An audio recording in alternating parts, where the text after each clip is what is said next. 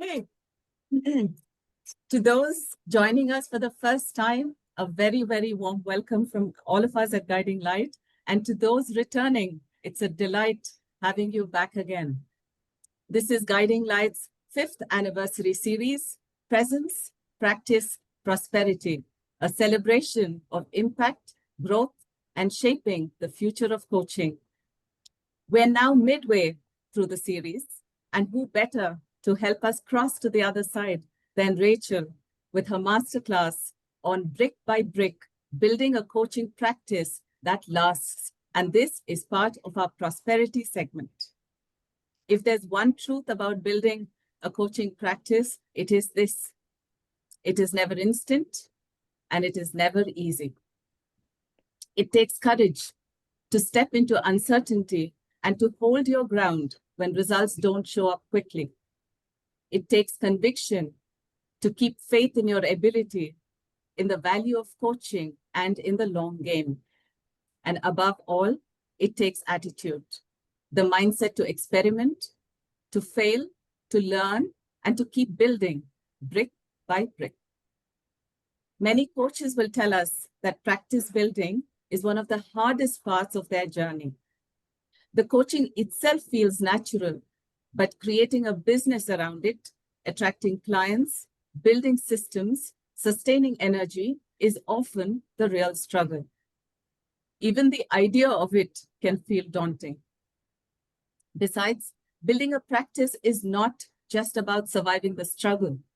It's about designing a path to prosperity, because a coaching practice that lasts is one that not only supports clients, but also nourishes us as coaches. There are inspiring stories of coaches who walked this path, made difficult choices, and built practices that are not just successful, but sustainable.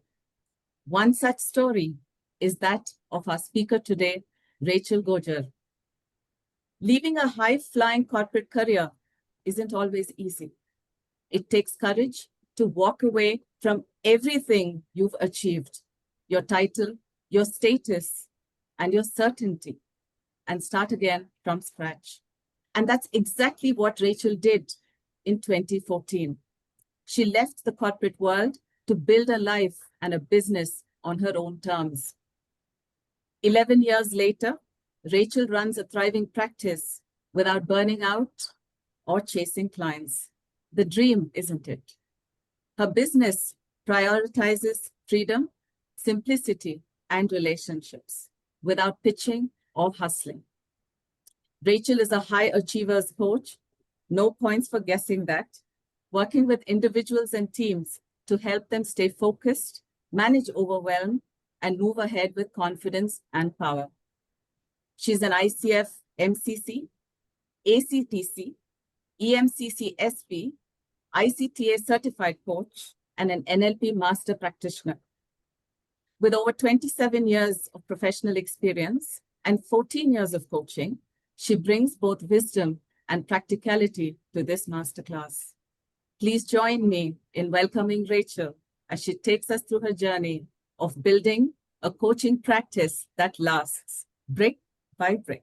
Welcome, Rachel. All yours. Thank you. Thank you so much, Madhu. And thank you for that very beautiful introduction. And yeah, I think you've said a lot of things that were on my mind when I was also, kind of putting this whole presentation together. And I have to say that I think I'm quite grateful to Guiding Light for giving me, asking me to present on this topic, because it made me actually sit down and think about, so a lot of the work that's happened over so many years and the practice that I've built and how I feel about it and where I've landed after all these years, I think I've not had a chance to really sit down and put it in terms of and really look at it as to what really led me here, right? I did what I did when I needed to do.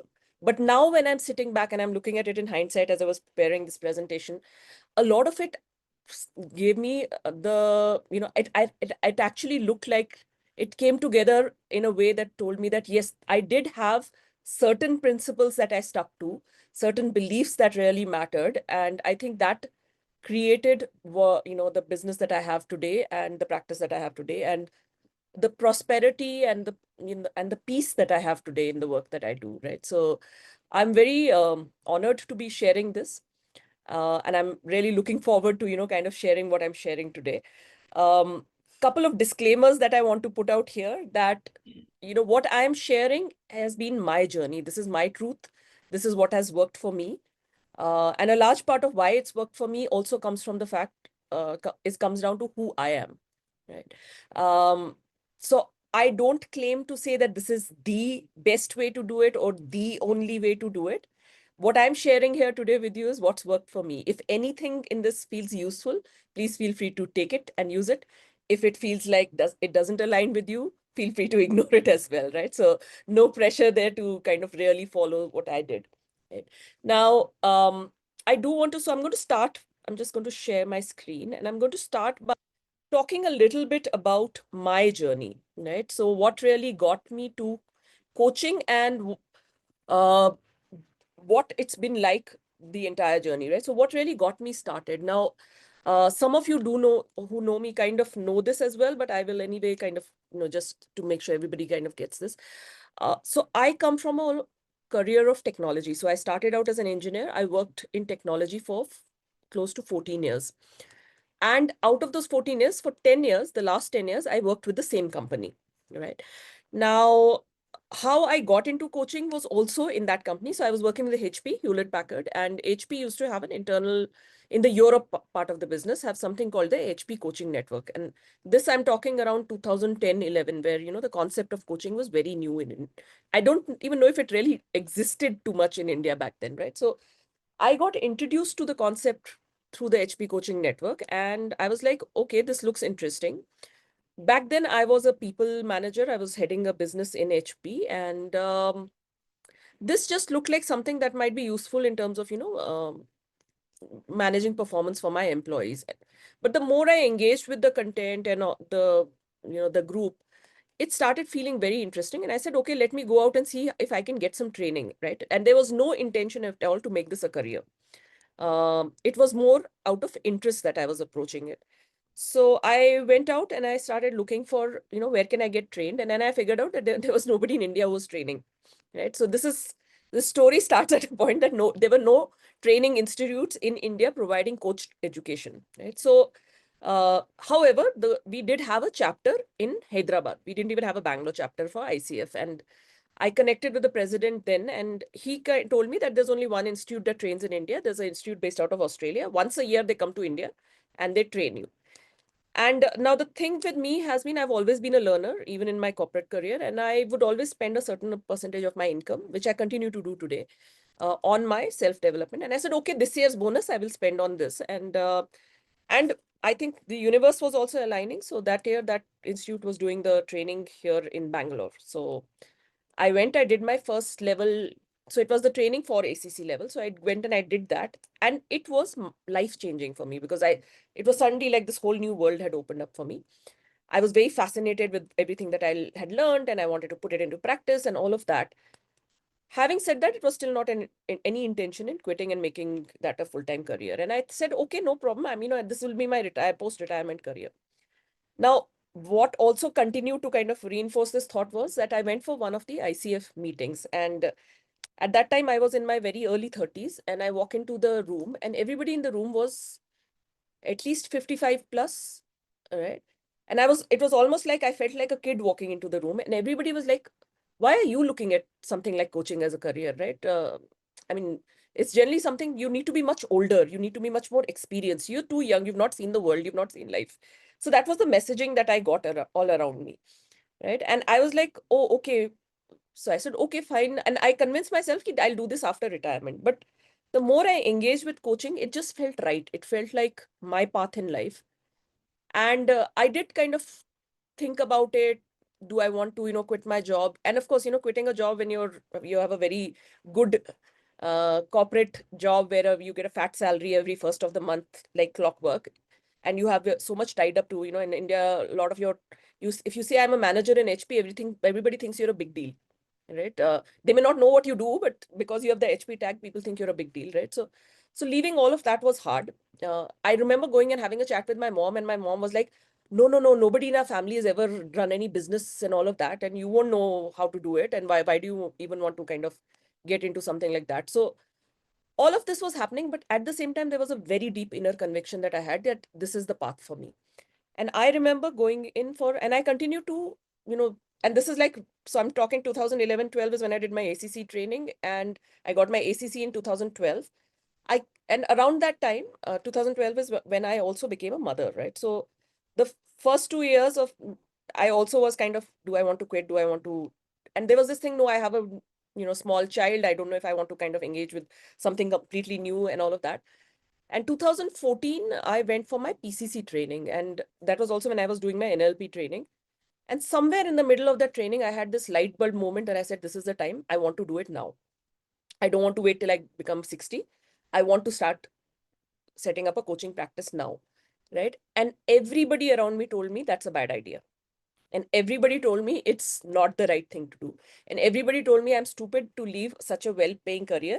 And when I went and told my manager that I want to quit, he said, he opened up his email and he showed me my promotion had just got approved. So in HP, the first of the month, your promotion papers would come. And he said, nobody quits at a time like that. You're about to become director. And that, the perks that come with all of that. So why don't you stay for a year and then think about quitting? And I was like, no, I'm very sure I want to quit right now, because it's not what this job is offering me. It's what I'm walking towards, right? So I'm not quitting because I'm unhappy with my job. I'm quitting because I feel there's a higher purpose calling me. And I think, and I cannot explain why I had this very deep conviction within me that this was the path for me. And while the whole world was telling me I was making the wrong decision, I put in my papers, I quit 2014, and set out into the world to start my coaching practice. And when I stepped out, there were few realities that became apparent immediately, right? One was, of course, there was this loud noise all around me, everybody telling me that I was stupid to have done what I had done. At the same time, the moment I stepped out, I realized, because I had worked for 10 years in the same company, I had literally no network outside the company, right? I did not come from an HR background, so I had literally no connects in the HR industry, right?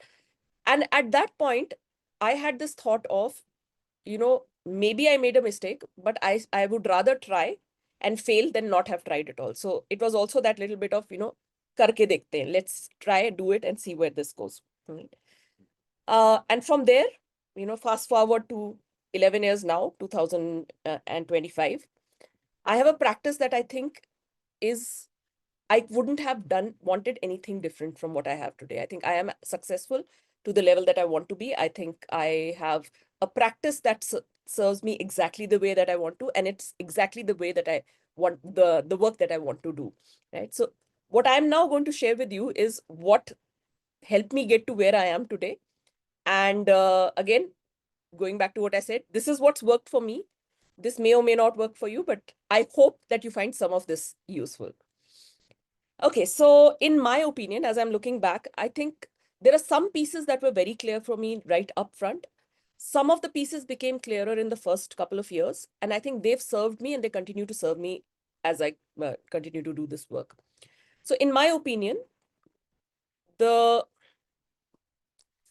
coaching practice that lasts has three things that it should have. One, it should be successful. Second, it should be sustainable. And third, it should be a representation of who you are. Yeah. Now, when we look at these three things separately, literally every coach I meet, any new coach I meet, they use this term that they want to be successful, right? But what I often find is a lack of clarity of what successful really means, because success for one person is obviously not the same as what it is for other people. Yeah. So when somebody says that they want to be successful, what is it that they really mean, right? Now, right up front, when I sat down, and this is when I quit my job and I said, what do I want to achieve? I, at that point, had a very clear goal. Back then I was earning, I think around 24, 25 lakhs a year. And what I said was, by the end of first year, I should be making 1 lakh a month, at least. And by the end of the second year, I should be at least earning what I was earning in corporate. Now, in hindsight, I think I set very ambitious targets, but I didn't know better. So maybe because I didn't know better and I set these clear targets for myself, I achieved the 1 lakh a month goal within a year. I achieved my corporate salary. It took me at least 3.5, 4 years to get to that space, right? And since then, it's always been upwards, right? But I had a very clear goal of, in terms of money, what success looked like. But having said that, success was not just about money, because the other thing I was very clear about is that if it was only about money, I was earning very well in the corporate, right? So it was not just about money. It was also about creating the life that I wanted. So success for me was also about who do I want to work with, right? What is the type of clients I want to work with? I was very clear right up front. Again, I can't justify why I was clear, but I was very clear that I wanted to work in the space of leadership because that was the space that excited me. I remember sitting down and having this lot of pressure to define your niche, define your niche. And I remember writing down, and I'd like to work with high achievers, right?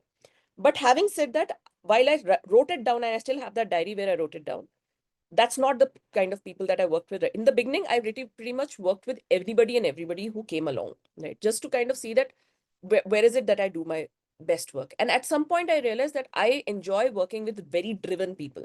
And a lot of people say, why does a high achiever need a coach? Well, high achievers have their own challenges because sometimes they don't know when to slow down. You don't need to be successful at everything. You need to pick your battles, so high achievers have their own level of, challenges. And not too many people realize this, but high achievers have high level of self-doubt, imposter syndrome, all of those things, right? So I feel I do my best work with that level of like super driven people. I kind of had a sense of it in the beginning, but it just got solidified as I experimented with working with different kinds of people and different categories of people, right? So for me, success was one, a monetary target I set for myself, and second was who do I want to work with and what is the kind of work that I want to do. So I was also very clear I wanted to do work that created impact, right? And that's something that has always mattered to me. So that was my definition of success. Now, what I'm going to do is I'm going to ask all of you on the call to take a moment and define what does a successful practice mean for you, whether it's money, whether it's the kind of work that you're doing, whether who you are doing the work with. Take a moment, and if you're feeling comfortable, go ahead and share with us in chat or come off mute and talk about this. What does a successful practice mean for you?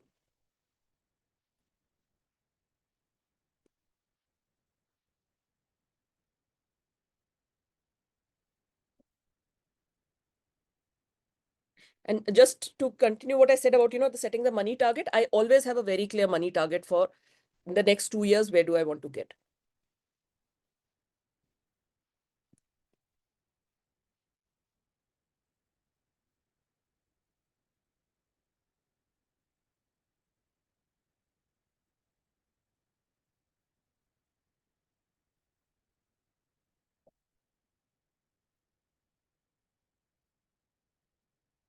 Okay. Material success, repeat clients, giving value for money to clients, and impact. Ramana, I'd even say that, when you're saying impact, get a little bit more specific on what impact is. Conversion rate of 50% of the clients signing up after chemistry session when the client comes back and gives a reference. Okay.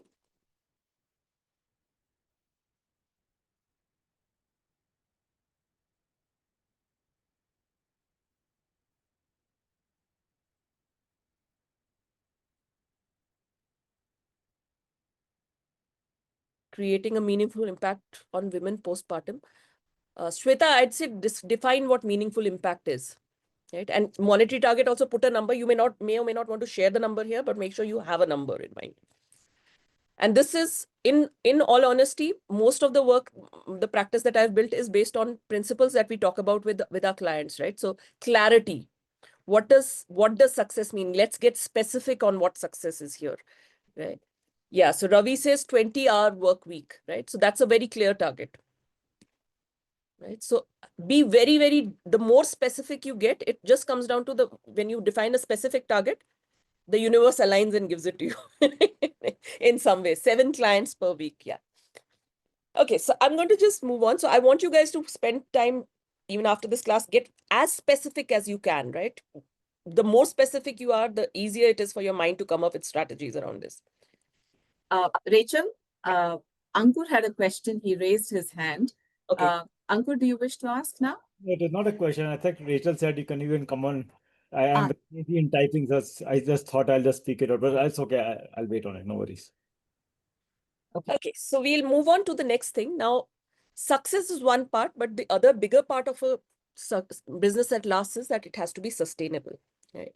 Now, sustainable, my definition of sustainable was something that I can keep going. Now, we all go through different seasons of life, and I shared like my son was born in 2012, 2014 is when I started my practice, right? At that point, I did not have the option to work a full day, right? One, because my son was small, and then at some time, point he started play school. So then, I had a little bit more time. At some point, he started full-time school, and then I had more time. Now he's 12. So it's like, it gives me a lot more time to.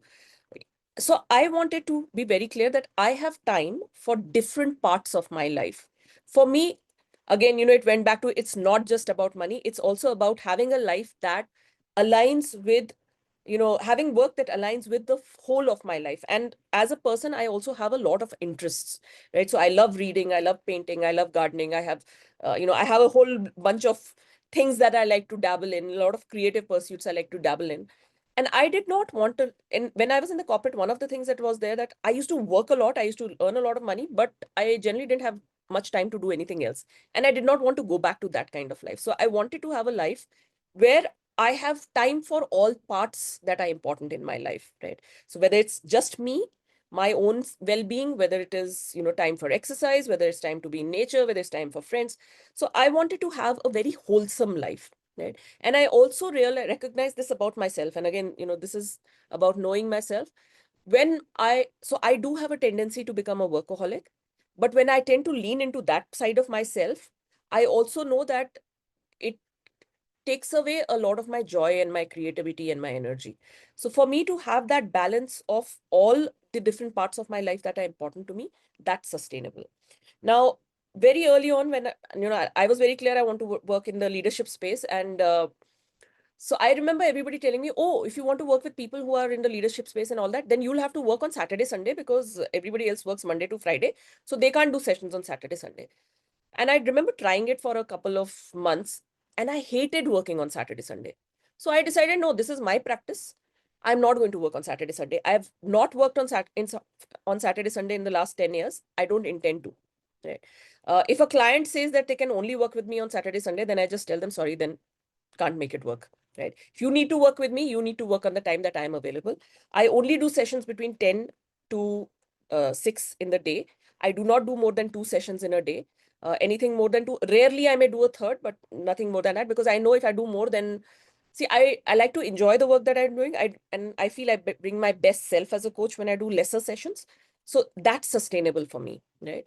I like to have time to read. I like to have time for, thinking, reflection, and all the other, like I said, creative pursuits that I have. So for me, all of that has to be balanced. And if I'm able to balance that, then I feel that I show up at work or show up in as a coach in my most creative, joyful way, right? So that's sustainable for me, right? So I have boundaries in with regard to time. I have boundaries with regard to who I will work with. I have boundaries with regard to number of sessions. I have boundaries in regard to a lot of these things, right? So that's sustainable for me. So again, what I want you to think of is, what does a sustainable practice mean for you? Rachel, we have a question from Ankur in the chat. He's Yeah. asking, did you take this call right from the start, or after you got settled, not working on the weekends? Uh, After the first 2 months of starting my practice.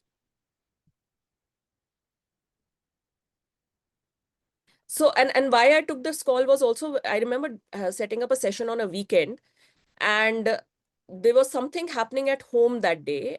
And I remember sitting in the session, and I would keep getting this thought creeping into my head that, oh, that's happening at home, that's happening at home. And I realized I'm probably not serving the client fully, right? If my mind is half at home or my heart is half at home, then I'm not fully with the client, right? So at some level, it also felt unethical to not show up fully for the client. And I realized if there's something that does not allow me to show up fully for the client, then I would rather not do it, right? Because it's not right from the client's point of view, and it's also not right from my point of view.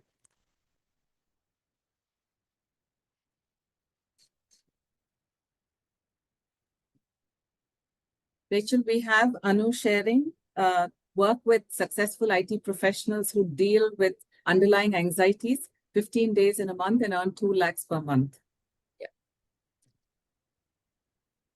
More sessions, does it mean sustainable, successful, or when one gets a high ticket? Yeah, so that's a definition, Ajit, that you need to come up with. What is sustainable for you? Because what's sustainable for one person may not be sustainable for another.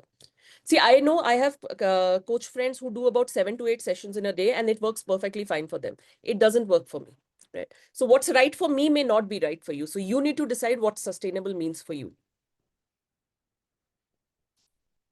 For me is practice that gives me work-life balance, autonomy to move work in tune to my priorities. Yeah, so I think my definition is very similar to what Nirali's put in. All right, so this is something that you also need to get clear on. And the third thing, and this, in my opinion, is the biggest factor when it comes to creating your coaching practice, right? I say this all the time, that you coach from who you are. As for leaders, you lead from who you are. And one of my realizations that happened as I was building this deck was that you also build your coaching practice from who you are, right? Now, I'm going to share a little bit about who I am, right? And I'm going to talk about the values that drive me. Now, these are not necessarily values that only drive me in my coaching practice. These are values that drive me as a human being. This is how I showed up when I was in my corporate job. This is how I showed up when I was a student. This is how I show up with anything and everything that I do. So I do believe that, who you are shows up in how you do your work, right? So one of my biggest values has always been excellence.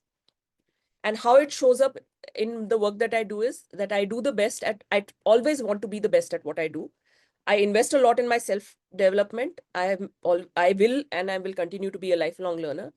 I believe a lot in that self-development is not just skill, it is also deep inner work. And I believe in serving the client powerfully. And that's also comes from my need to show excellence, right? Having an excellent session is, a big driver for me. Authenticity is, again, something that's a very big value for me. I try to be true in everything that I do. Most importantly, it starts with being honest with myself. I generally, what you see is what you get with me. I say it as it is. And when it comes to clients, I have never promised what I cannot deliver. Right. So at any point, if I feel I'm not the right right coach for the client, I'm the first person to tell them, I don't think you and I should work together. Maybe you should look for another coach. Hard work is, I think, very deeply ingrained in who I am. I don't believe in shortcuts. One of the things I'm extremely proud of is, like you all know, I'm an MCC. My 2,500 MCC hours are all pure client coaching hours. Not to say I've not done peer coaching, but I don't count peer coaching as coaching hours. I just count them as practice hours.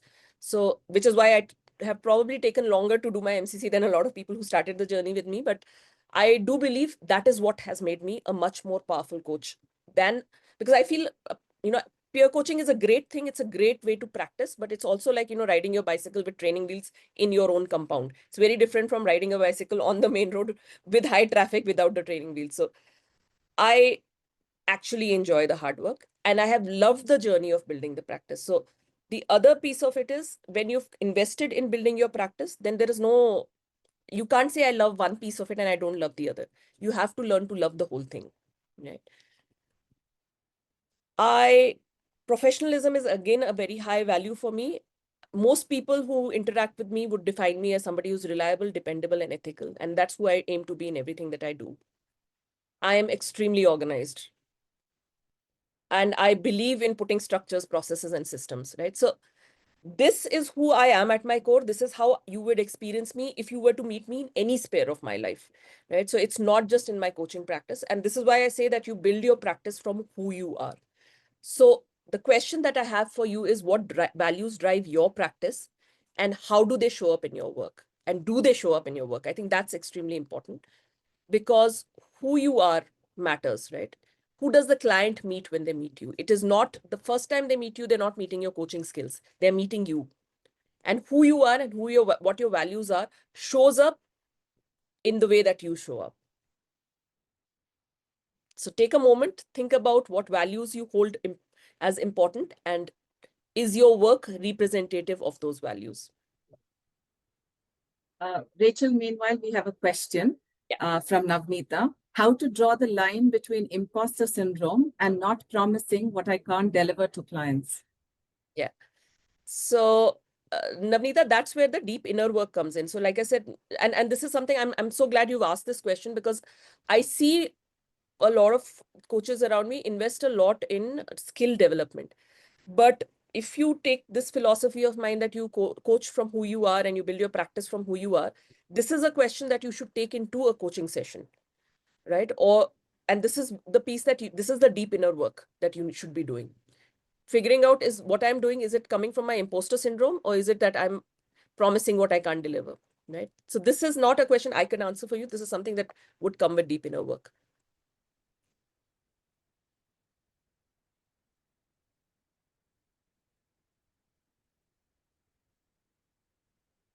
Okay, so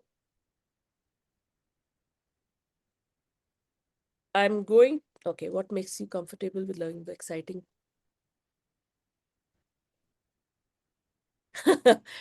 I think it again comes back to, I think this is who I am. When I get into something, then I give it my all, right? So it comes, I think it also comes from my value of excellence. I recognize that you can't be excellent just with doing one piece of running a practice, right? If you've committed to building a coaching practice, then you cannot not do the stuff that you don't enjoy. And sometimes, and this is one of the things I'll talk about a little in a little while, you need to show up for your work like it's a blue collar job, right? You can't wait for motivation and excitement, because in reality, there's nobody who's going to tell you when you're running your own practice, you're your own boss, right? You don't have a manager breathing down your neck and saying, have you completed all your tasks, right? So you have to learn to love every part of it. Trustworthy, integrity, responsible, warm, and open. Yeah. So Ankur, question for your reflection is this who the client meets, and is this the experience of working with you, right? And is this something that shows up in everything that you do? I hope so.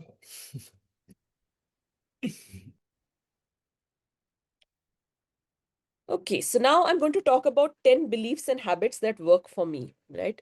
Again, some of these will feel a little counterintuitive to some of you. And again, like I said, this is what's worked for me.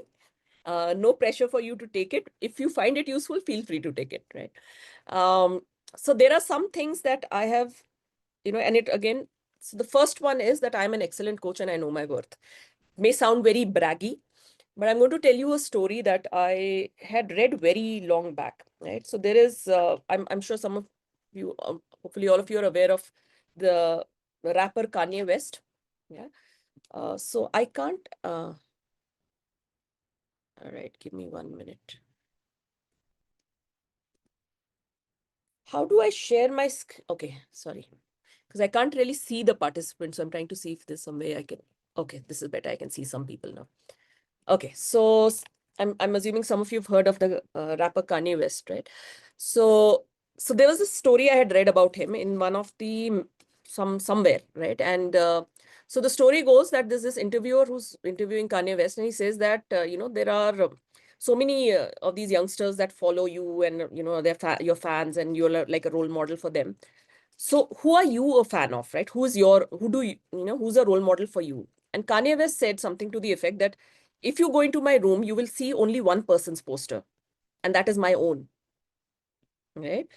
Uh, and he followed that. And for a moment, when I read that, I was like, that's arrogant. But then he followed it up by saying, if I don't believe in myself, why should anybody else? Yeah. So if you don't believe in yourself, why should anybody else, right? Now, having said that, and going back to Navneeta, I think that was your question around, imposter syndrome, right? So put your hand on your heart and just check in with yourself. Can you truly say I'm a great coach, right? If you can, then that's good. If you can't, then the question you need to ask yourself is, what will help me say that I am a good coach, or I'm a great coach, or I'm an excellent coach? What is that gap? Is it a skill gap? Is it a belief gap? What is that gap? And that's the deep inner work you need to do. Because if you cannot say I'm an excellent coach, when you talk to the client, that's going to show up because you're sitting there doubting your own self, right? If you don't believe in yourself, the client's going to pick up on that energy and say, if the coach doesn't believe in themselves, the client's not going to believe in them either, right? And again, here I will again say authenticity matters. Do not try to fake it. Work on yourself till you are able to say this with 100% confidence. Yeah. And the second piece is knowing your worth. So this is, if you believe you're an excellent coach, you will not have a problem charging your worth. Right? We start worrying about, am I worth this much? Am I worth that much? Because we don't believe that we are excellent coaches. So on day one, of course, nobody believes that they're excellent and an excellent coach, but whatever that gap is, whatever that effort needs to go in, put in that effort. If it is skill, if it is inner work, if it is whatever it is. And see, as coaches, we have access to umpteen amount of other coaches through our peer network, right? Use those sessions to build yourself as a coach, right? And get to that place where you can say strongly without having any self-doubt that I am an excellent coach. The moment you're able to say it, you will not have a problem charging what you feel you're worth. Yeah. This is a belief I've always had. And I've always have had people come and tell me, oh, there are no clients, there are no, there is no this, there is no that. I have always believed there is abundance when it comes to clients. I have always believed it. Don't ask me why I believe it. It's just been a very deep-seated belief. And it's also sometimes, again, goes back to law of the universe. You believe it, it becomes your truth. I have never had a dearth of clients because I've always believed that there's an abundance. Right? And this is also why I never get threatened by other coaches, because I feel there's abundance for all of us. Yeah. And again, this is not some unique principle I've come up with. As coaches, we are all familiar with this. This is stuff we talk about in our LinkedIn posts. Yes, no, right? But we don't always believe it. Yeah, I believe it. It's worked for me. This is another thing. I do my best work when I'm happy and at peace. And if that means I need to say no to certain things, I will say no to certain things.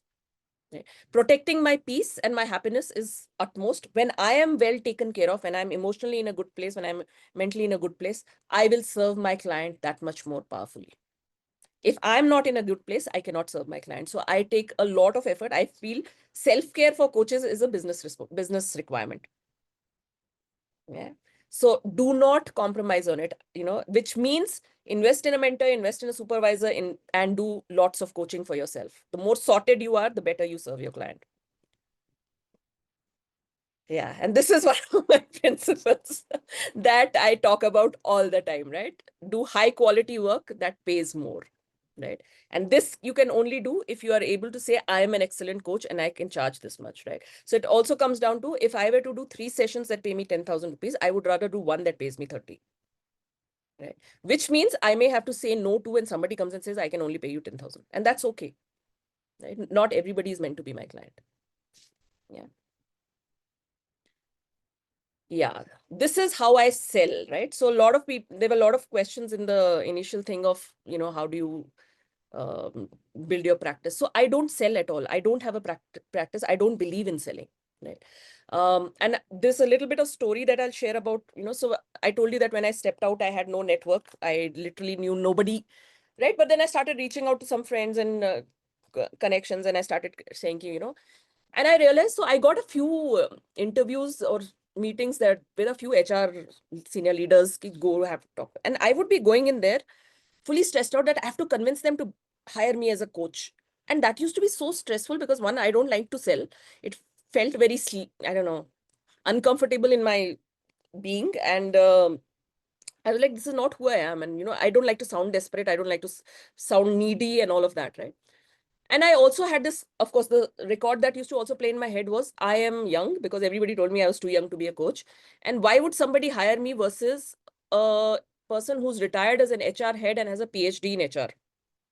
Right. So, and then one fine day I had this, again, all the coaching principles work for all of us also. So please use them. Right. And I realized that, this purpose of trying to sell is not serving me. So what I'm going to do is I'm going to set up a new purpose. When I go in there, I'm just going to go and have a good conversation. I'm going to get to know this person. I'm going to have a good conversation, and I know what I do. I will educate them on what I do. Now, if that is something they need, they will tell me. If it is not something that they need, they'll also kind of, we would have just had a good conversation, right? So now anybody I meet, whether it's in the corporate or a one-on-one, I just educate them on what I do. If it is something that aligns with them and is a need for them, they will anyway come and sign up with me. If it's not, that's also okay. Not everybody needs to sign up with me, right? Because coaching is not the solution to all the problems in the world, right? Also, I may not be the right coach for everybody, and that's also okay. Right? But I trust that if I have educated them and if I've told them very, very clearly what I do and they understand what I do, if and when they need me, they will come to me. So I've had people who come back to me 2 years later for a conversation I had with them two years back. I've had people who've not come back to me, but who've sent other people to me because they understood exactly what I do, right?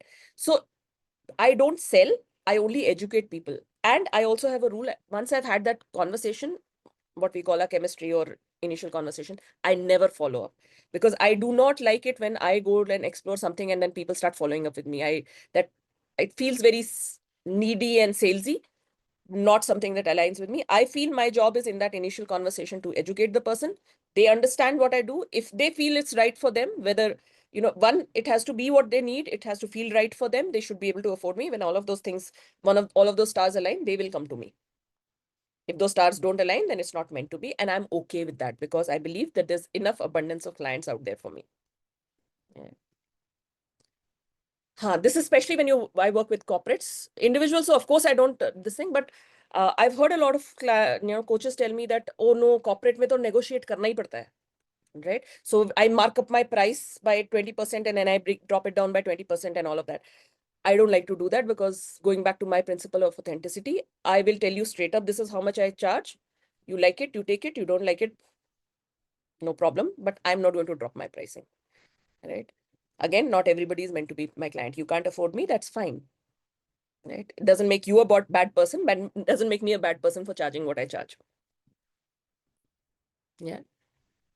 This is one of the most hard-nosed things I have taken a stand on. And again, comes back to who I am. I don't like to negotiate. I also am not that person. I'll put false pricing first, then bring it down and all of that. Doesn't align with my principle of authenticity. Right? So it's who I am. So again, I'm saying that I've built my practice based on who I am. So build your practice based on what feels comfortable to you. But this requires you to be quite hard-nosed. Okay, so yeah, and I am. So, okay. This is my biggest selling strategy. This is what I have built my entire practice on. I serve each client so powerfully. I have clients come back to me year on year. So we might work for 6 sessions. Then after 2 years, they'll come back. I'm going through this. Can we talk for a couple of sessions? So I have the same clients. So I've had some of my clients have been with me for 7 to 8 years now. Right? And they are also the people who sell for me, right? So the number of referrals today, 80% of my work is based on referral. So I don't do active selling. I do write on LinkedIn. I started writing about 4 years back, but I don't see LinkedIn as a, so the way I see coaching, I feel coaching is a little bit like doctors. Like when you have to look for a doctor, you don't go looking on, you may search on Practo, but you will actually go out and first check with one of your friends or your relatives that, or do you know a doctor for this particular illness, right? You would prefer to go by referral. Coaching, I feel, works like that. I do have a presence on LinkedIn, a very active presence on LinkedIn. But the reason for that is I feel that today when you give somebody that, oh, you should go and meet this person, people will put your name in Google. So something should pop up. Right? But I don't, my LinkedIn presence is not intentional in terms of, maybe it works for others, but I haven't set it up with an intention of selling from LinkedIn, right? It's just for having a presence online. Right? And I totally believe that your biggest sales tool is what you do in that one session. And I think I spoke about it in one of the earlier sessions that we had for Guiding Light itself. I don't so much worry about getting the client to sign up for the first session. I worry about what will make them come back the next time. They will only come back for your second session if you have served them powerfully in your first session. I also do not do packages. I always say pay per session.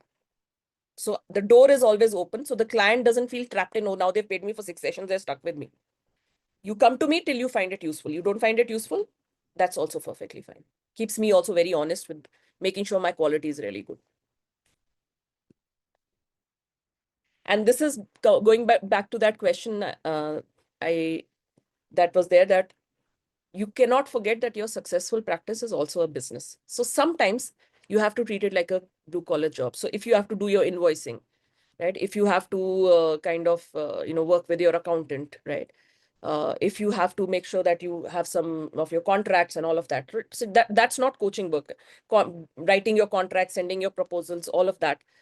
It is, sometimes it does feel like a blue collar job, but you cannot not love it, right? You have to learn to love it. The more ways you find to make it efficient and fun, the better it is for you. But stuff like that cannot depend on your motivation. Your motivation should come from action. Your action should not come from motivation. You cannot run a business on motivation alone, right? And you need to invest in your business. Now, some of the investments that I've always made is I've always tried to have an office, except during the COVID years, I had shut down an office. I always have a physical office. I invest a lot in the tools, like simple accounting tool, accountant, basic things. And your biggest investment is yourself. So right from, and this is again, something that I used to do even in corporate, 10% of my annual income goes into my self-development. So that's just budgeted, right? There's no, I may spend more, but not less than 10% of what I've earned. And systems, processes, tech, right? For the stuff that you don't love, and AI is really helping a lot with a lot of the stuff there today, but you do have a lot of tools. And I'm sure some of you are already using stuff like for your scheduling, have a tool, right? Whatever takes off and makes time more efficient, always invest in those processes systems. So I have a very clear process from the time the client signs up. What are things that I need to send to him after the session? What happens before the session? So there's a very clear process for everything that I do, right? So ensure that you have systems and processes built up that support the efficiency of your business. And this is one thing that, again, has always been there for me. If it's important, it has to be on my calendar. That this means if I have to read a book, if I'm reading a book or I'm reading a white paper or I'm reading anything, I will put block time on it, my calendar for it. If I have to do my self-reflection on certain things, I will block time on my calendar. When I have a client session happen, I have 10 minutes blocked off before and 15 minutes blocked off after for my pre-session process and post-session reflection, right? So anything and everything that I have to do is on my calendar, because I know if I don't put it on the calendar, there are too many other priorities that will take away my time. Yeah. So that in a nutshell is what I have built my practice on. I hope some of it was at least useful to you. And yeah, any questions? Rachel, we have quite a few questions in the chat. Let me pull them up. Hey, yeah, Nupur is asking, what made you feel that you're a great coach? What internal and external measures informed this confidence? Yeah. So for me, I think when I asked this question right upfront, very early to me, I think at that point it was skill, right? Second, it was tomorrow if I have to walk into a room with somebody who's got, and again, remember that when I started my coaching practice, I was one of the youngest coaches in India, right? Today we have Lakshan. We do. So yeah, and back then, like I said, there were hardly any coaches in my age category, right? So if the other coaches in the fraternity were telling me I'm too young, also think of it like, what was it like for me to walk into a room where the CEO is sitting and the CEO has 20 years on me, right? So one is, the other person has this belief looking at me, and also, there's also a gender aspect to it, like, oh, what does this woman know, right? I've actually had a HR person tell me this, that you're the first woman coach I've met who I feel can talk about business.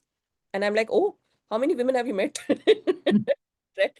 I mean, and that was like an HR person and bias at the ultimate, right? But to come back to the question, yeah. So for me, it wasn't that I was confident on day one to go in and hold my own in that space, right? Because the world will always tell you you're not good enough. And your inner voice will also tell you you're not good enough. So that's where the inner work needs to happen. Can I go and talk to anybody, right? What are the spaces where my confidence goes away, right? So that is all the inner work that I had to do, right? Skill development doesn't stop. Even today, it has not stopped, right? And we had that conversation that MCC doesn't mean that you're skilled, you've arrived. Coaching is a place where you never arrive, right? Your skill development will continue, but your inner work, and we all have access to coaches. Please use that to do that inner work. What takes away your confidence? That's a question you need to ask yourself. Rachel, Shweta is asking how to make peace with losing a client.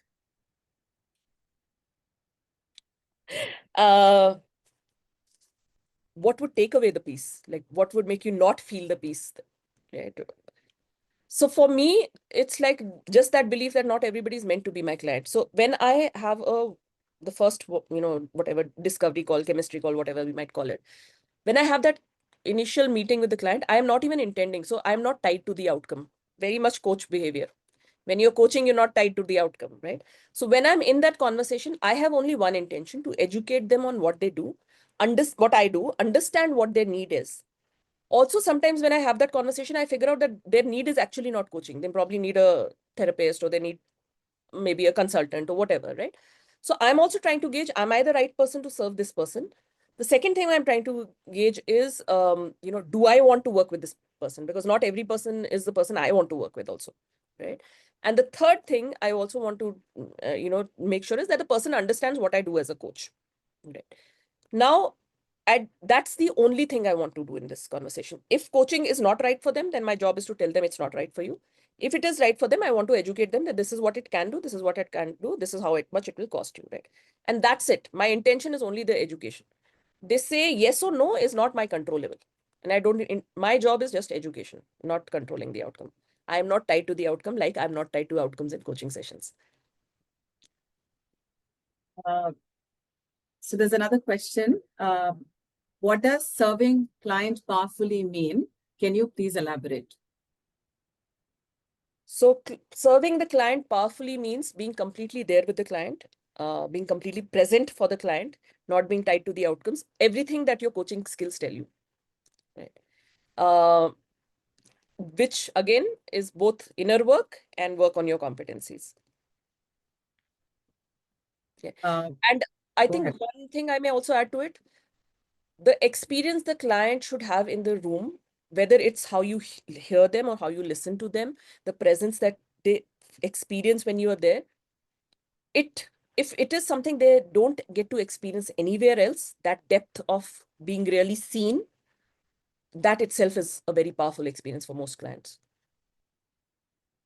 Right? And there's so much in coaching, right? Like hearing what they haven't said, right? But they're feeling, all of that. Yeah. Nupur's asking, what are some investments you made early into your coaching business? I think this got answered in detail. Okay. Thank you. How did you get your first client, Rachel?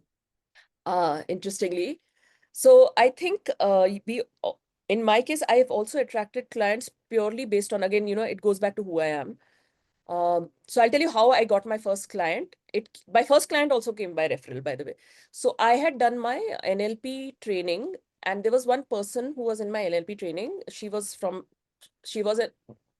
a HR person in an organization, and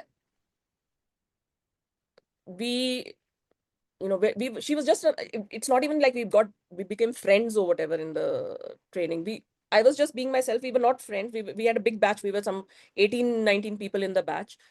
And in her business, there was a requirement for a coach, and she reached out. And I asked her later, why did you reach out? And she said, I don't know. I got a sense that you are very, very competent and very professional. So I felt you would be the right coach. Right. So I think my first client came. I didn't go searching for the first client. The first client came because somebody connected with who I was. So it's again comes down to the who for me. Ranjit, do you want to turn your video on and ask Rachel the question? Yeah. Can you hear me? Yes. Rachel, thanks a lot. Wonderful session. So my question is, one of the things which stands out very strongly is clarity. You have a lot of clarity when you are talking. And not only that, you associate very strongly yourself with that clarity. You stand for that clarity. So my question to you is associated with that, Rachel, is that one is it something which you had in the initial period of your journey, or has it evolved over a period of time, this complete set of things which kind of in many way is the premise that you have created, correct? So beautifully you have created. So is it something which was there right from the start, or not start but the initial years, or is that evolved over a period of time? That's my first question. Second question is, what it actually took for you to reach to this clarity and associate so strongly to that clarity? What is the journey that you went through and how long it took? Okay, um, so that's thank you for asking that, Ranjit. So I think there are parts of it that I have always so the who that I talk about right now. Today I've put down that these are my values and all of that. But of course, that value work I did somewhere along the way. But I may have done the value listing down later, but that doesn't mean that those values didn't exist for me. Because when I look back, this is exactly how I showed up in my corporate job also. This is exactly how I showed up in my academic time also, right? So I think the values piece is kind of the way who I've always been. I think, and I think that's how values work. That's who you are at your core. In terms of the clarity of what is success and the sustainability piece of it, that it took me the first 1.5, 2 years to kind of really align with. And what got me there was this.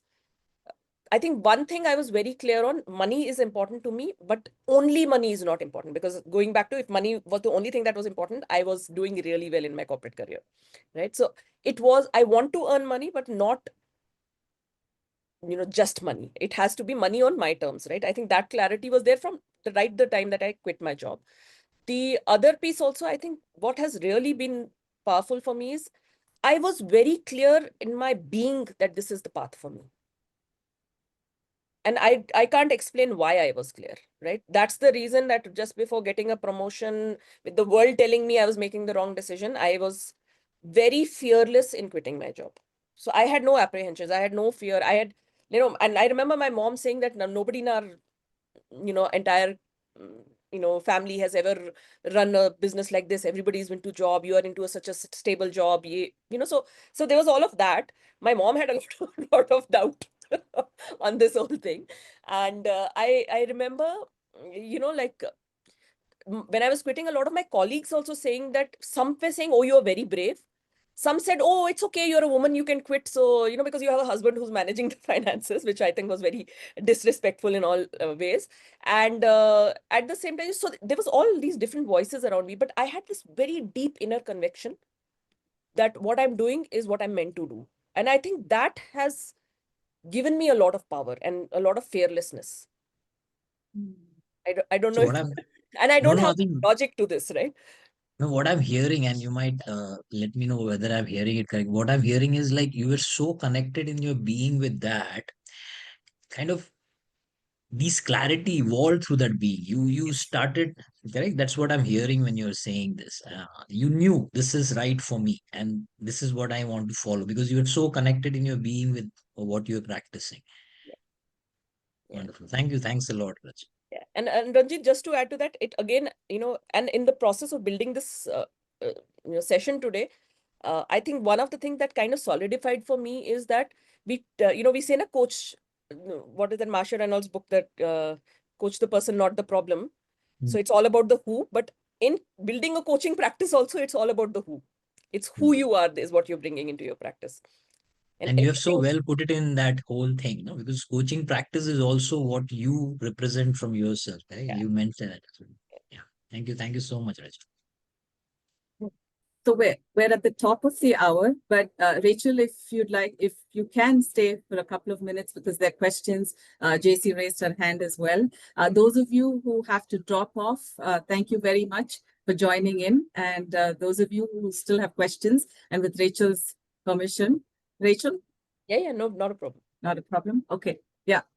So let's take JC's question and then we'll go to the chat.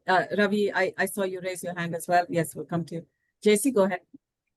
Thank you so much, Rachel. This was so good. Not an extraneous word in that whole discourse. I don't get to see that a lot, so thank you. The question I had was, even as you shared that, after the NLP session, you knew that you wanted to do this.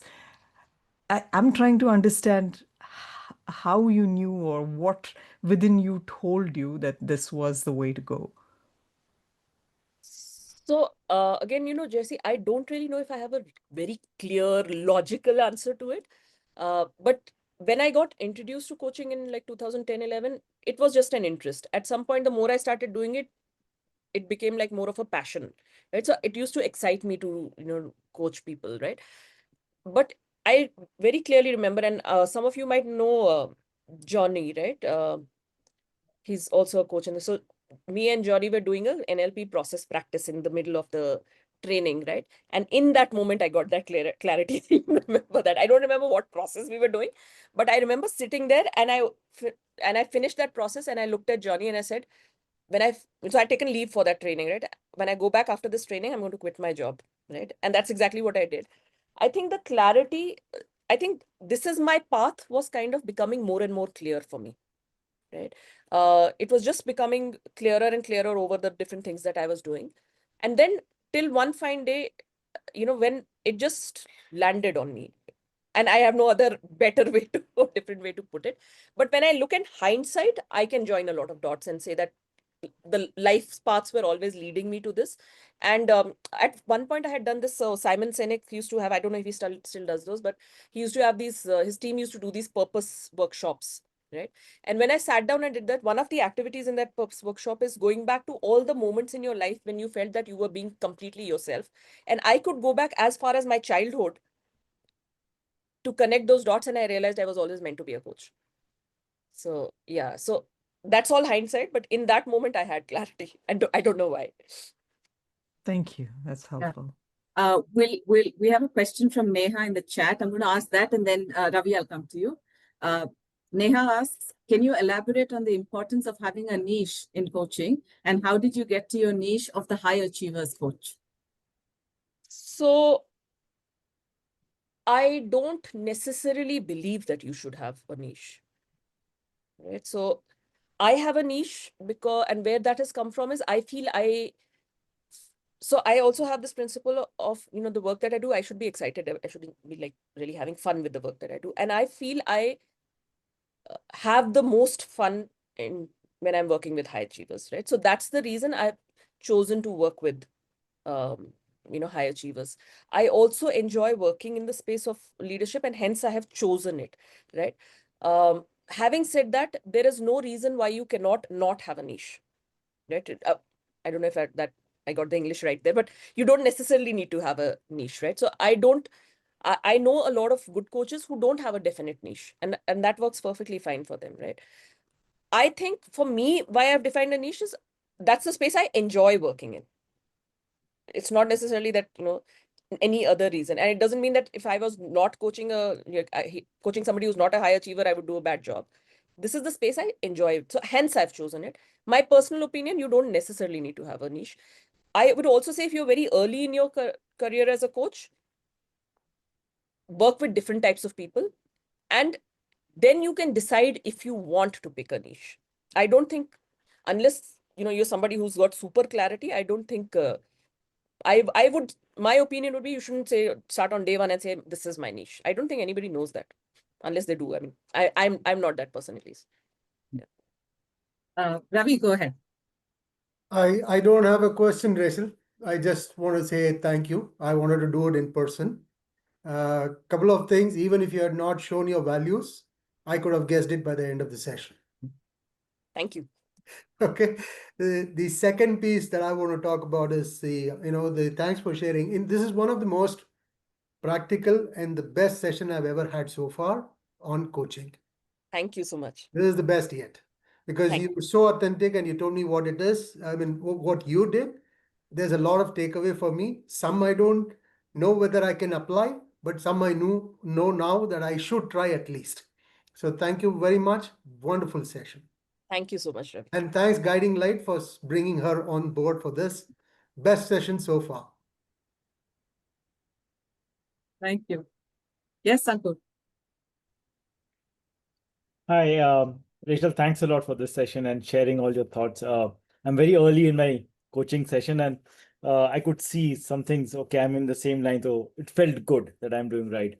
The thing that I have to ask you is, you did mention you got your first client through a referral, but what about your other clients? What's your strategy of away from family and friends? Because family and friends are easy to get somehow. You can get that hook and get them in, but apart from family and friend, in general, what was your strategy going forward? Actually, Ankur, I have a philosophy of not coaching family and friends. And why that is that when I had done my coach training, right? So I had done my coach training with, like I said, when I did my first coach training, there was nobody training in India, right? So there was to be this institute called Coach You Australia, so Australia based. And one of the things we were very clearly taught in our initial training is that you don't coach family and friends. And the reason you don't coach family and friends is because you cannot stay neutral when you're coaching with family and friends. What they said is if you, and which is also applies to like you don't coach your immediate reportees in a team, right? So you can take a coach-like approach with them, but you can't really be a coach, full coach with them because you will always be attached to an outcome. Let's say a friend says, oh, I want to get a divorce, right? And you'll be like, no, no, no, your life will be shit if you, no, I don't think you should. You may have your, some level of skin in the game, right?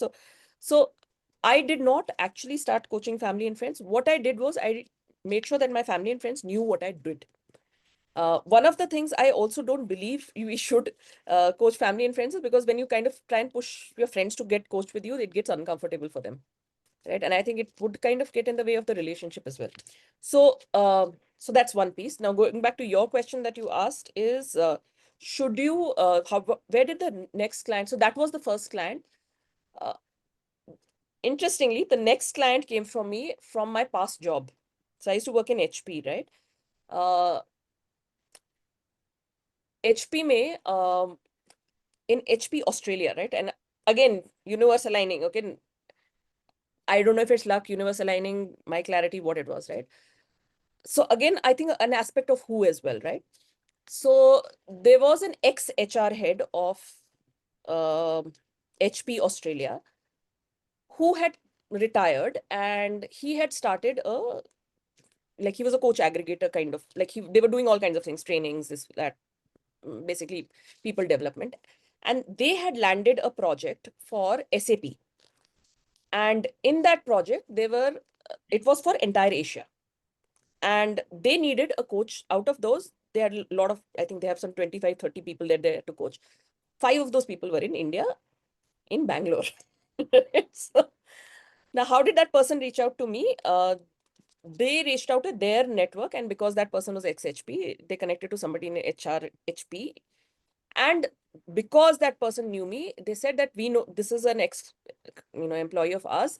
And the word that he used for me, she's really good at everything that she does. So if she's a coach, I'm sure she would be doing a great job. You should speak to her, right? So it's again goes back to how you've shown up in different spaces, right? So, sorry, this might sound a little braggy, but that's how that business came, right? And so that person reached out to me and we did a Skype call. This is like us zamane mein Skype chalta tha, and we did a Skype call and we had a conversation and yeah, and just like that, that project landed. So that was my first big corporate project, and that in those days paid really well. Right. So that was how the second one happened.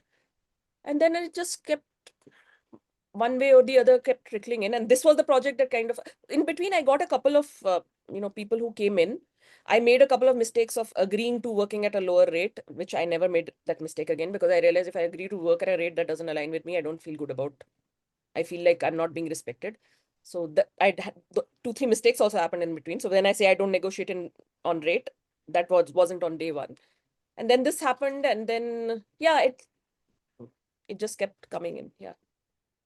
So in hindsight, even the second big project came by a referral. Yeah. So again, goes to how people have experienced you. Who do people experience when they meet you?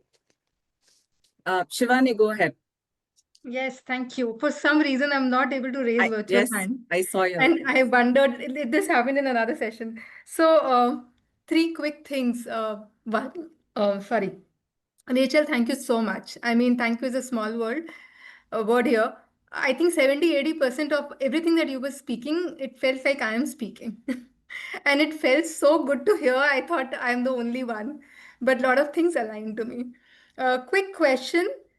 Do you do B2B, B2C, or both? Both. And do you do directly when you say directly with the client, or do you also work with aggregators? I don't generally work with two. There's only one aggregator that I work with, and that is because they are the one rare aggregator that's willing to pay my rates. Okay. Most aggregators are not very generous with payments. So the benchmark is same. Basically, the rates are the benchmark. That is what I was expecting to hear. Because one of the things I feel sometimes the rates that aggregators pay are not respectful of coaches' Absolutely. expertise, and Absolutely. I do not want to encourage that. So Yeah. it comes down to that. So there's only one aggregator I work with in India, and that is only because they are the only people who are willing to pay my rates. Wonderful. One last thing, and this is not a question, if possible, otherwise, no. I missed seeing the last two slides of your beliefs because I got an unexpected call which I couldn't miss. So I don't know if that is possible, but I really need a quick flash on those last two slides, if possible. Otherwise, it's okay. Because I was really taking a lot of notes today. Okay, no problem. Let me put that up. So this is the last slide. If it's important, I always calendar it. Even if This is me exactly. So, no, I think there is more after this, right? no, this is the last one, and then there was one before that. Yeah, this was the last Okay, one. so I think one before this then. Okay, sorry. Systems, I believe processes, and tech that support efficiency. If you can just go one more before this. And one more before this. Yes, I remember.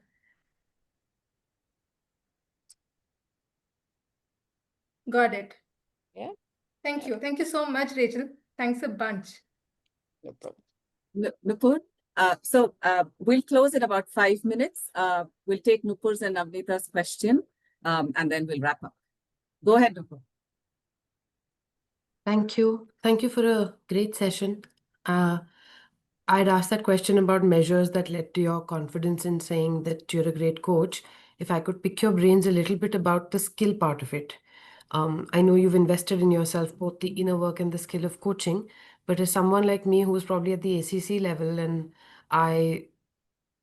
there's sessions where I feel that there's been insight, there have been aha moments, and there's still sessions where I feel things didn't play out, and I'm not very sure if it's the system, the person, is it me, is it, I don't know, divine into it, I don't know any of it. How do you tell yourself a session went well on a skill level, and what are the outcomes that you give for yourself? Okay, so so this is something that I learned very early on, right? So see, as coaches, unless you're working with a mentor and you can't work with a mentor for all your sessions, right? So how would you know that you've done well, right? How are you tracking your own progress, right? Now, one of the things I had started doing very early, and so when I had done my ACC training, right? So during the ACC training for the practice, they would give us this thing like and that time you had the old competencies, ICF competency, they would give us a card. And when you were observing another coach, you had to mark the person on a scale of 1 to 10. How would you rate their competency of anything that they had done?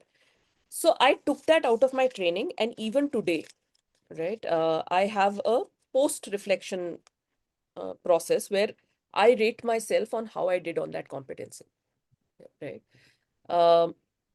So that is one way that I still work on my skill. I don't think that should ever stop for any of us. Right? So that's one. So that's what tells me. The other thing that is also right. Early on, I used to feel, oh, if the client felt very super and expect that it went well and all of that, that means I've done a good session. Or if the client has this super big aha moment and all of that, right? I have shifted my belief on that, right? So I am not attached to the outcome At all. Sometimes, and see, as a human being, I still have this feeling, oh, this session was theek-thak types, na? But then the client will say, of all the sessions we've had, this has been the best. Right? So I have taken away that responsibility of myself to be able to judge, did it land for the client or not? I just show up as being a coach. And a large part of that, by the way, is something that I learned from Shri. She was my mentor when I was doing my MCC, and that was one of the things that shifted for me in my MCC part of the journey, not being too caught up with how it's landed. You do your job. You measure yourself on what you're doing, right? And there's always something that you can do better. Focus on that. Yeah, I think the part that I'm really skipping is the post-reflection. I tend to do it. I do it on the move. I do it. I think I'm doing it, but I don't really concerted sit down and assess myself. So thank you. That's a great takeaway. Okay, Navneeta, last question and we'll wrap up. Yeah. We've Thank you, kept Rachel Madhu. way too long. Yes, go ahead. Thank you, Madhu. And please excuse me for not switching on the video. So, Rachel, thank you so much for the wonderful session. The question I have is, what marketing strategies would you recommend? I know you mentioned that you most of the clients you got from word of mouth, but in today's today's day and age, what would you recommend for us who have just started building our practice, like email newsletters or apart from doing the excellent job as a coach? Honestly, I'm the wrong person to ask that question because, like I said, anything that you see from me, I don't do newsletters, I don't do emails. I do write on LinkedIn, but like I said, that is just to kind of make sure that I have a presence online. It's not a marketing tool. It's a more like if somebody looks up the name Rachel Gojer, they should find something online and they kind of understand my thinking and all of that. I am not the person to be really advising you on this, Navneeta, because I have never done active marketing for my coaching. And maybe this is my limitation, but my belief has always been that our work is, the nature of our work is human connection. So you build this practice on connection. Now, some coaches might be very good at building that connection on by way of emails and maybe LinkedIn posts or whatever. I am not that person. So I work with who I am. If you are that person who can build relationship with people through marketing, then you should totally go for it. But I'm not sure I'm the right person to be advising you on that. Okay, so this again goes back to the inner work of figuring out who I am and figuring out how can I build that connection. Yes. And then excellent work sells itself. Thank you so much. Awesome. Thank you, everybody. Rachel, the fact that we still have 42 people on the call, it's testament to how beautiful the conversation was and your sharing. Like always, raw, real, relatable. And that's Rachel. What you see is what you get.